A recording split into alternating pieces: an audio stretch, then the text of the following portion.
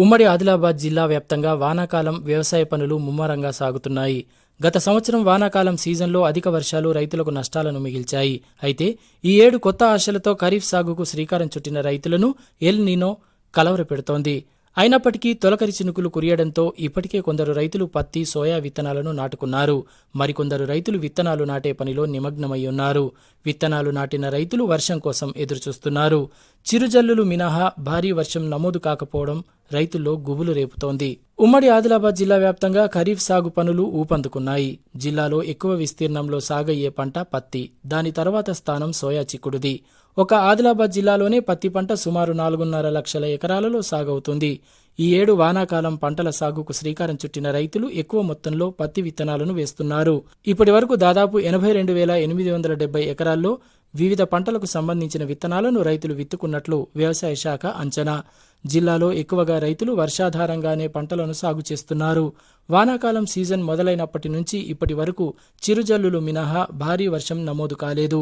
చాలా వరకు పొడి దుక్కుల్లోనే రైతులు విత్తనాలను వేసుకున్నారు.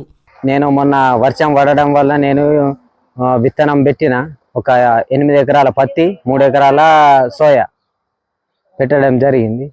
ఇక తర్వాత వర్షాలు పడితే మంచిగా ఉంటాయని అనుకుంటున్నాను. ఎంత ఖర్చు అయింది? ఖర్చు ఒక ప్రజెంట్ అయితే ఒక 25,000 దాకా అయింది.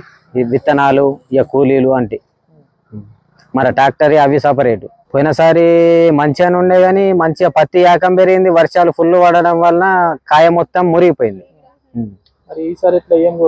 ఈసారి అయితే అందరికి పంటలు మంచిగా వెళ్ళాలా. పోయినసారి అందరి లాస్ అయినలు, ఈసారి రైతులైతే అందరూ పంట వెళ్ళాలని నేనైతే కోరుకుంటున్నాను. ఆదిలాబాద్ జిల్లాలో 21 మండలాలకు గాను 19 మండలాల్లో వర్షాభావ పరిస్థితులు నెలకొన్నాయి. గత కొద్ది రోజులుగా చినుకు జాడలేకపోవడంతో తొలకరికి విత్తనాలు వేసుకున్న రైతుల్లో గుబులు నెలకొంది. అయితే గతంలో ఎన్నడూ లేని విధంగా ఈసారి ఎల్ నీనో ముప్పు దూసుకొస్తోందని, దీని ప్రభావం రుతుపవనాలపై ఉంటుందని శాస్త్రవేత్తలు చెబుతున్నారు. సాధారణం కన్నా తక్కువ వర్షాలు కురిసే అవకాశం ఉన్నందున రైతులు తక్కువ నీటి అవసరం ఉన్న పంటలనే ఎంచుకోవాలని సూచిస్తున్నారు. ఎల్ నీనో ప్రభావాన్ని తట్టుకోవాలంటే రైతులు తక్కువ నీటి అవసరం ఉన్న జొన్న, మొక్కజొన్న, పప్పుధాన్యాలు, నూనె గింజల పంటలను ఎంపిక చేసుకోవాలని ఆదిలాబాద్ వ్యవసాయ పరిశోధనా స్థానం సీనియర్ శాస్త్రవేత్త డాక్టర్ కె రాజశేఖర్ పేర్కొన్నారు. అలాగే జూలై వరకు వానాకాలం పంటలను విత్తుకోవడానికి వీలున్నందున రైతులు ఇప్పుడే తొందరపడి విత్తుకోవద్దని అన్నారు. నీటి వృధాను తగ్గించుకోవాలని, మోతాదుకు మించి ఎరువులను వాడకూడదని, పంట మార్పిడి పద్ధతి పాటించాలని సూచించారు. ఎల్ నీనో అంటే ఇప్పుడు ముఖ్యంగా ఈ సంవత్సరం చూసుకున్నట్లయితే వాతావరణ శాఖ ద్వారా ఈ యొక్క ఎల్ నీనో ప్రభావం ఉంటుందని చెప్తా ఉన్నారు. సో ముఖ్యంగా ఎల్ నీనో అంటే వర్షాభావ పరిస్థితులు అనేది సంభవించడం అనేది జరుగుతూ ఉంటుంది. కాబట్టి ఈ వర్షాభావ పరిస్థితులకు అనుగుణంగా రైతులు కొంత ముఖ్యంగా నీటిని సంరక్షించుకునే పద్ధతులలో పాటించాల్సిన అవసరం ఉంది.